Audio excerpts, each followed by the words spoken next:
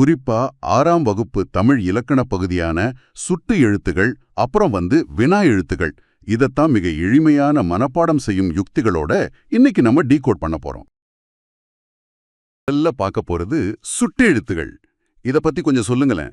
அதாவது ஒரு பொருளையோ அல்லது ஒரு நபரையோ சுட்டிக்காட்ட பயன்படும் எழுத்துக்களைத்தான் சுட்டு எழுத்துகள் அப்படின்னு சொல்றோம். இப்ப அவன், இவள், அங்கு, இங்கு இந்த மாதிரி சொற்களை எடுத்துக்கோங்க. ஓ, இந்த சொற்கள் எல்லாமே ஏதோ ஒரு விஷயத்த துல்லியமா பாயிண்ட் அவுட் பண்ணுது இல்லையா? ஆமா, இவ்ளோ துல்லியமா சுட்டி காட்டுறதுக்கு அந்த சொற்களோட முதல்ல இருக்கிற ஆ இ அப்படிங்கிற எழுத்துக்கள் தான் முழு காரணமா இருக்கு. அப்போ ஒரு பொருளை கை நீட்டி அது அப்படின்னு சொல்றதுக்கும் இது அப்படின்னு சொல்றதுக்கும் அந்த முதல் எழுத்து தான் ரொம்ப முக்கியம். நம்ம மூலப்பாடங்கள் படி பாத்தீங்கன்னா சுட்டி எழுத்துக்கள் மொத்தம் 3 இருக்கு. கரெக்ட். ஆ, இ, உ ஆகிய 3 எழுத்துக்கள் தான் அவை. இதுல ஆ, இ ரெண்டையும் நாம இன்னைக்கு வரைக்கும் தினசரி பயன்பாட்டுல யூஸ் பண்ணிட்டு இருக்கோம். ஆனா இந்த ஊ அப்படிங்கிற எழுத்து மட்டும் கொஞ்சம் வித்தியாசமா இருக்கு. இதுல ரொம்ப ஆச்சரியமான விஷயம் என்னன்னா, இந்த உ அப்படிங்கிற எழுத்து பழந்தமிழ்ல உது, உவன் அப்படின்னு பயன்படுத்தப்பட்டுச்சு. ஓஹோ, அப்படின்னா அதோட அர்த்தம் என்ன? அதாவது உங்களுக்கு மிக அருகில் இருக்கிறதுக்கும் தொலைவில் இருக்கிறதுக்கும் நடுவுல இடைப்பட்ட ஒரு தூரத்துல இருக்கிற பொருளை சுட்டி காட்ட அந்த காலத்துல ஊ பயன்படுத்தினாங்க. அப்போ அது ஒரு மிடில் கிரவுண்ட் மாதிரி. ஆனா இப்போ நாம அதை பயன்படுத்துறது இல்லையே. ஆமா, ஏன்னா மொழியல் ரீதியா பார்த்தா மனித மூளை எப்பவுமே விஷயங்களை எளிமைப்படுத்ததா விரும்பும். இங்கே அல்லது அங்கே அப்படிங்கிற 2 நிலைப்பாடுகளே நமக்கு போதுமானதா இருந்துச்சு. அதனால அந்த ஊ பயன்பாடு வழக்கொழிஞ்சு போயிடுச்சு. மொழி தன்னைத்தானே எப்படி அப்டேட் பண்ணிக்குது அப்படிங்கிறதுக்கு இது ஒரு சூப்பர் உதாரணம். சரி, இப்போ தேர்வுக்கு படிக்கிறவங்களுக்கு இதை எளிதா ஞாபகம் வச்சுக்க ஒரு வழியை நான் சொல்றேன் கேளுங்க. சொல்லுங்க. அந்த ஷார்ட்கட் என்ன அப்படின்னா அங்கு அதாவது தூரம், ஈ அப்படின்னா இங்கு அதாவது அருகில், ஊ அப்படின்னா உங்களுக்கு நடுமில் அதாவது இடைப்பட்ட தூரம். இப்படி ஞாபகம் வச்சுக்கிட்டா மறக்கவே மறக்காது. ரொம்ப அருமையான புல்லட் பாயிண்ட். சரி, அடுத்ததா இதுல நாம கவனிக்க வேண்டியது அகச்சுட்டு மற்றும் புறச்சுட்டு. இத அகச்சுட்டு புறச்சுட்டுன்னு ஏன் பிரிக்கிறாங்க? இத பத்தி கொஞ்சம் விளக்க முடியுமா? இத புரிஞ்சுக்க ஒரு பரந்த கண்ணோட்டம் தேவை. தமிழ் இலக்கியத்துல அகம் புறம்னு 2 தத்துவம் இருக்கு. உள்ளத்து உணர்வுகளை பேசுறது அகம், வெளியில நடக்கிற விஷயங்களை பேசுறது புறம். அதே தத்துவத்தை இலக்கணத்திலயும் கொண்டு வந்திருக்காங்க. ஓ அப்படியா? அகச்சுட்டுக்கு ஒரு உதாரணம் சொல்லுங்களேன். இப்போ இவன், அவன், இது, அது இந்த சொற்களை எடுத்துக்குவோம். இதுல இருக்கிற சுட்டு எழுத்துகளான அ, இ ஆகியவற்றை நீக்கிட்டு பாருங்க. 1, 2 அப்படின்னு மட்டும்தான் மிஞ்சும். ஆமா, அந்த மிஞ்சிய எழுத்துகளுக்கு தனியா எந்த பொருளுமே கிடையாது. இப்படி ஒரு சுட்டு எழுத்து அந்த சொல்லின் உள்ளேயே இருந்த சுட்டு பொருளை தந்தா அது அகச்சுட்டு. இதை நான் ஒரு உடலோட ஒப்பிட்டு புரிஞ்சுக்கலாம்னு நினைக்கிறேன். ஒரு உடம்பிலிருந்து உயிரை எடுத்துட்டா அந்த உடல் எப்படி இயங்காதோ அதே போல அகச்சுட்டுல அந்த முதல் எழுத்தை நீக்கிட்டா சொல் இயங்காது. மிகச் சரியான ஒப்பீடு. ஆனா ஒரு நிமிஷம், இந்த இடத்துல எனக்கு ஒரு சின்ன சந்தேகம் வருது. இப்போ அப்பா அப்படின்னு ஒரு வார்த்தை இருக்கு. அதுலயும் முதல் எழுத்த ஆவ நீக்குனா பா அப்படின்னு வருது. அதுக்கும் தனியா அர்த்தம் இல்ல. அப்போ அப்பாவும் அகச்சுட்டா? இல்ல, இங்கதான் மாணவர்கள் தேர்வுல நிறைய குழம்புவாங்க. ரொம்ப கவனமா இருக்க வேண்டிய இடம் இது. அப்பா அப்படிங்கிறது சுட்டி காட்டும் சொல் கிடையாது, அது ஒரு உறவு பெயர். ஓ, அப்போ சுட்டி காட்டினா மட்டும்தான் அது சுட்டெழுத்து. கண்டிப்பா. இலக்கணத்துல சொல்லோட வடிவத்தை மட்டும் பார்க்க கூடாது, அது உணர்த்தும் பொருளையும் பார்க்கணும். சுட்டு பொருளை தந்து பிரிக்க முடியாதபடி சொல்லின் உள்ளே இருந்தா மட்டும்தான் அகச்சுட்டு. அந்த விளக்கம் ரொம்ப தெளிவா இருக்கு. அப்போ புறச்சுட்டு அப்படிங்கிறது சொல்லுக்கு வெளியே ஒட்டிக்கிட்டு இருக்கிறதுன்னு எடுத்துக்கலாமா? சரியா சொன்னீங்க. அவ்வீடு, அம்மலை, இந்நூல் இந்த மாதிரி சொற்களை கவனிங்க. இதுல உள்ள ஆ, இ ஆகிய சுட்டு எழுத்துக்களை நீக்கினாலும் வாரம், மலை, நூல்னு தனித்து நின்னு பொருள் தரும். அதாவது வெளியே புறத்தே இருந்து பொருளை தருது, அதனால இது புறச்சுட்டு. ஆமா, இதுக்கு அடுத்தபடியா அண்மை சுட்டு, சேமை சுட்டுன்னு 2 இருக்கு. அண்மைனா அருகில். இவன், இது, இம்மரம்னு பக்கத்துல உள்ளது சொல்றது அண்மை சுட்டு. இதுக்குரிய எழுத்து இ. அதே போல சேமைனா தொலைவு. அவள், அவர், அது, அம்மரம்னு தூரத்துல உள்ளத சொல்றது சேமை சுட்டு. இதுக்கான எழுத்து ஆ. இது ரொம்ப சிம்பிளான விதிதான். ஆனா இங்கேதான் விஷயம் சுவாரஸ்யமா மாறுது. என்னன்னு சொல்லுங்க. நாம இன்னைக்கு பேசும்போது அம்மலை, இவ்வீடு அப்படின்னு எல்லாம் பேசுறதே இல்லையே. அதுதான் மொழியோட பரிணாம வளர்ச்சி. இலக்கணத்துல இத சுட்டு திருபு அப்படின்னு சொல்வாங்க. அம்மலைக்கு செல்வாயான்னு கேட்காம அந்த மலைக்கு செல்வாயான்னு தான் நாம கேக்குறோம். ஆமா, ஏன்னா அம்மலை அப்படின்னு சொல்லும்போது நாக்குக்கு கொஞ்சம் அழுத்தம் கொடுக்க வேண்டியிருக்கு. அந்த மலைன்னு சொல்லும்போது உச்சரிக்க ரொம்ப ஈஸியா இருக்கு. கரெக்ட். ஒலியோட எளிமைக்காக அ, இ ஆகிய எழுத்துகள் அந்த, இந்த அப்படின்னு திரிந்து, அதாவது மாற்றம் பெற்று வருது. இப்படி ஒரு எழுத்து வேறொரு வடிவமா மாறுறது தான் திரிதல்னு சொல்வாங்க.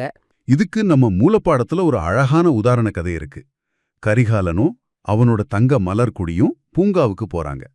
அங்க மலர்குடி சொல்றா, இங்குள்ள மலர்களில் இம்மலர் அழகாக உள்ளது, அம்மலர் பெரியதாக உள்ளது அப்படின்னு.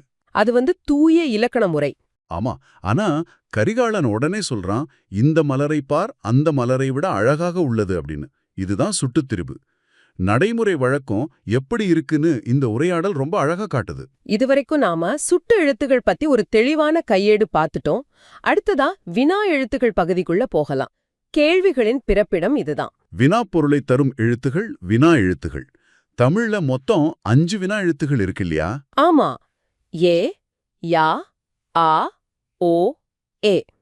இந்த 5 எழுத்துகளும் ஒரு சொல்லில் எந்த இடத்துல வருது அப்படிங்கறத பொறுத்து 3 வகையா பிரிக்கலாம்.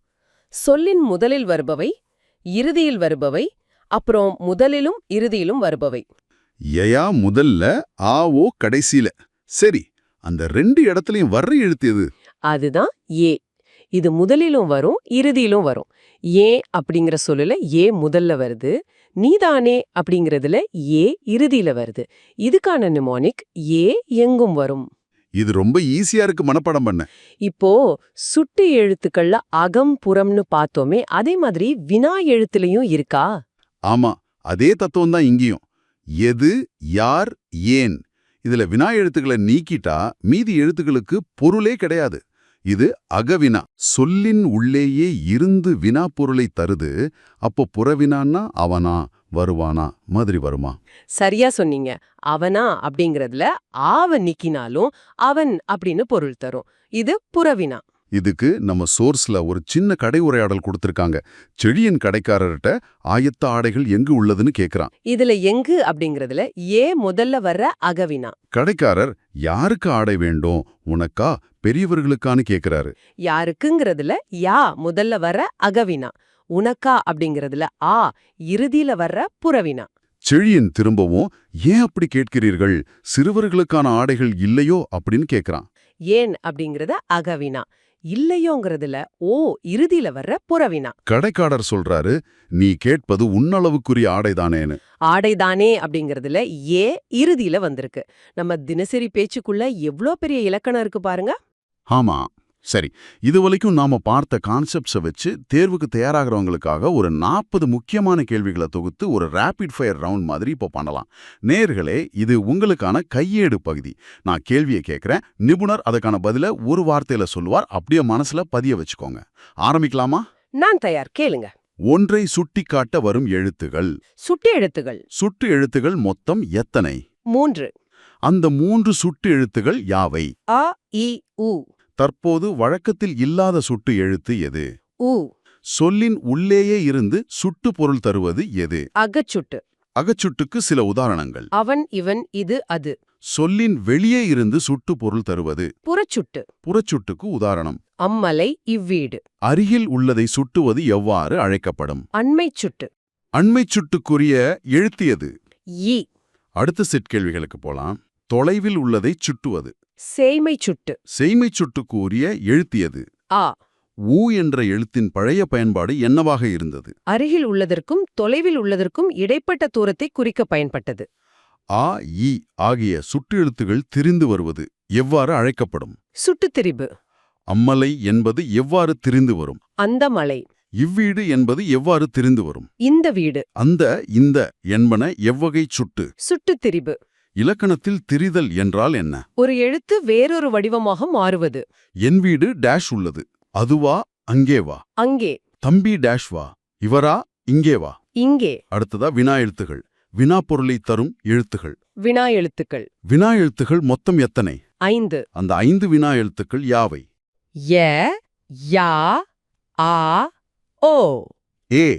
சொல்லின் முதலில் வரும் வினா எழுத்துகள் எவை? ய மற்றும் யா. சொல்லின் இறுதியில் வரும் வினா எழுத்துகள் எவை? ஆ மற்றும் ஓ. முதலிலும் இறுதியிலும் வரும் வினா எழுத்து எது? ஏ.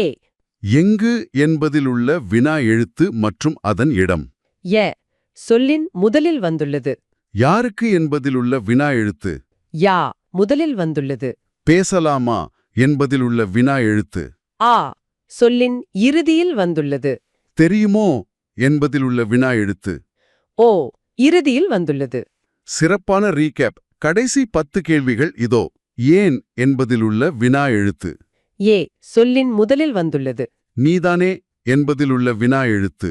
ஏ. சொல்லின் இறுதியில் வந்துள்ளது. சொல்லின் அகத்தே இருந்து வினாப்பொருள் தருவது எது? அகவினா. அகவினாவிற்கு சில உதாரணங்கள். எது, யார், ஏன். சொல்லின் புறத்தே வந்து வினாப்பொருள் தருவது. புறவினா. புறவினாவிற்கு உதாரணம் தருக. அவனா, வருவானா. அவனா என்பதில் வினா எழுத்தை நீக்கினால் கிடைக்கும் நிலைமொழி என்ன? அவன். நீர் டேஷ் தேங்கியிருக்கிறது. அதுவா, எங்கேவா? எங்கே. யார் டேஷ் தெரியுமா? அவரா, யாதுவா? அவர். உன் வீடு டேஷ் அமைந்திருக்கிறது. எங்கே, என்ன? எங்கே. அருமை. ரொம்ப வேகமா ஒரு முழு பாடத்தையும் ரிவைஸ் பண்ணிட்டோம்.